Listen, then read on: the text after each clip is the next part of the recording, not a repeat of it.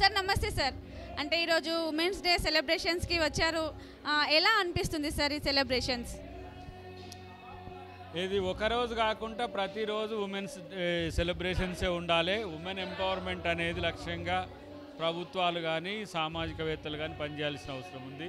So మహిళా వెనుకబాటుతనం అనేది మరి ప్రపంచంలో మరింత పెరగకుండా చూసుకోవాల్సిన అవసరం ఉంది. కాబట్టి ఇవి ఒక మాన్యుమెంటల్ డేస్గా ఉంటాయి. డెఫినెట్గా భవిష్యత్తులో మహిళా పురోగమనం అనేది దేశాభివృద్ధికే కాదు ప్రపంచాభివృద్ధికి కూడా ఒక మంచి శుభ సూచకం అవుతుందని నేను అనుకుంటున్నాను.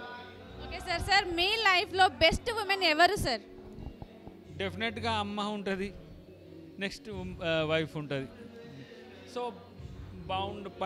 బయటికి వస్తే లైక్ మదర్ తెరీసా లాంటి వాళ్ళు కానీ, లేదంటే ఉద్యమ నాయకురాలు గతంలో ఆంగ్ సాన్ సూకీ, ఇట్లాంటి ఒక మూమెంట్ మోడల్స్ నాకు ఎక్కువ మూమెంట్లో బాగా ఇంట్రెస్ట్ కాబట్టి అలాంటి వాళ్ళు ఎక్కువ నచ్చే అవకాశం ఉంటుంది. ప్రతి మహిళ ఒక మూమెంట్ లీడర్ అని నేను అనుకుంటా. అది ఏది ఇంటి నుంచే ఆ మూమెంట్ స్టార్ట్ అవుతుంది. ఒక పురుషుడు కానీ సమాజం కానీ అభివృద్ధి చెందాలంటే వాళ్ళ యొక్క మూమెంట్ మాత్రమే అది ఒక ఫ్యూయల్గా పనిచేస్తుందని నేను అనుకుంటా.